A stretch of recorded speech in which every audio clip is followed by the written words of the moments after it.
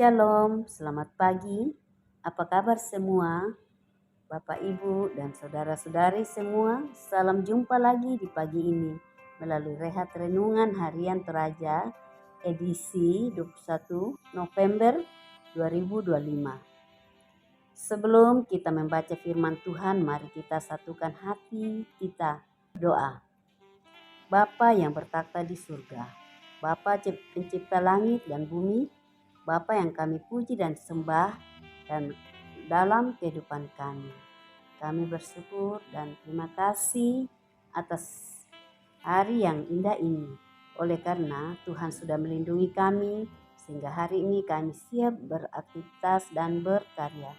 Sebelumnya kami mau membaca firman-Mu, tuntun dan urapi kami dengan Roh Kudus-Mu agar kami dapat mengerti dan memahami apa yang Tuhan pesankan kepada kami untuk kami jalani dalam hidup hari ini.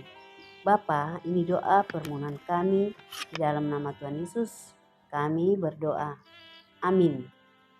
Firman Tuhan menyapa kita pagi ini yang terambil dari Yeremia pasal 22 ayat 1 sampai 9. Beginilah firman Tuhan. Pergilah ke istana Raja Yehuda dan sampaikanlah di sana firman ini.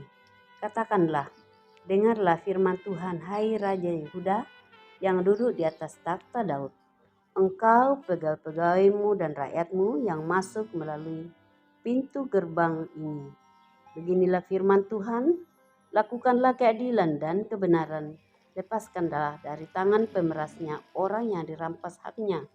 Janganlah engkau menindas dan janganlah engkau memperlakukan orang asing, yatim dan janda dengan keras. Dan janganlah engkau menumpahkan darah orang yang tak bersalah di tempat ini. Sebab jika kamu sungguh-sungguh melakukan semuanya itu, maka melalui pintu-pintu gerbang istana ini akan berarak masuk raja-raja yang akan duduk di atas takhta Daud dengan mengendarai kereta dan kuda. Mereka itu pegawai-pegawainya dan rakyatnya. Tetapi jika kamu tidak mendengarkan perkataan-perkataan ini, maka aku sudah bersumpah demi diriku, demikianlah firman Tuhan, bahwa istana ini akan menjadi reruntuhan. Sebab beginilah firman Tuhan mengenai keluarga Raja Yehuda. Engkau seperti Gilead bagiku, seperti puncak gunung Libanon. Namun pastilah aku akan membuat engkau menjadi padang gurun, menjadi kota yang tidak didiami orang. Aku akan menetapkan pemusnah-pemusnah terhadap engkau, masing-masing dengan senjatanya. Mereka akan menebang pohon aras pilihanmu dan mencampakkannya ke dalam api. Apabila banyak bangsa melewati kota ini, maka mereka akan berkata seorang kepada yang lain, mengapakah Tuhan melakukan seperti itu kepada kota yang besar ini? Orang akan menjawab, oleh karena mereka telah melupakan perjanjian Tuhan Allah mereka dan telah sujud menyembah kepada Allah lain dan beribadah kepadanya. Demikian firman Tuhan. Amin. Sebagai tema perenungan kita hari ini, anugerah dan kemurahan Tuhan. Pak kamase sia kama sokanana puang. Hukum tabur tuai mengatakan bahwa apa yang ditabur seseorang, maka itu juga yang akan dituai. Jika seseorang menabur hal yang baik, maka akibat atau hasilnya juga akan baik. Sebaliknya, jika seseorang menabur yang buruk, maka hasil yang didatangkan juga akan buruk. Demikianlah satu pesan yang dapat dipetik dari perenungan firman Tuhan hari ini. Melalui Nabi Yeremia, Tuhan tidak henti-hentinya menegur Raja Yehuda bersama pegawai dan rakyatnya. Teguran ini tentunya merupakan salah satu bentuk kasih dan keadilan Tuhan terhadap umatnya.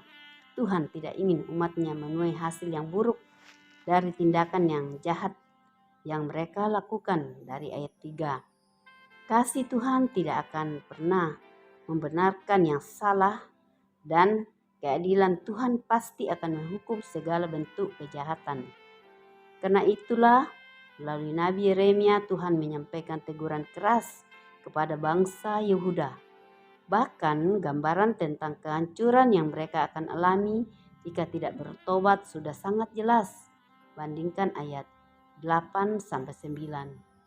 Kasih dan keadilan Tuhan senantiasa menyertai umatnya sepanjang masa. Hidup dalam kasih dan keadilan Tuhan berarti hidup dalam penyerahan diri sepenuhnya kepada kehendak-Nya, yakni menjadikan Tuhan sebagai pusat kehidupan. Ketika seseorang senantiasa memberi diri untuk hidup dalam kasih dan keadilan Tuhan, maka ia akan senantiasa mengalami anugerah dan kemurahan Tuhan. Karena itu sangat penting untuk terus merenungkan anugerah dan kemurahan Tuhan sepanjang masa itu. Khususnya anugerah dan kemurahannya di masa lalu. Anugerah dan kemurahan Tuhan di masa lalu bukan untuk dijadikan dasar untuk lupa diri, melainkan menjadi dasar untuk terus berakar dan bertumbuh dan berbuah untuk kemuliaan-Nya. Amin. Kita berdoa syafaat. Ya Tuhan, Raja semesta alam, kami datang ke hadapan-Mu dengan penuh kerendahan hati. Kami mengakui Engkaulah satu-satunya hakim yang adil dan benar.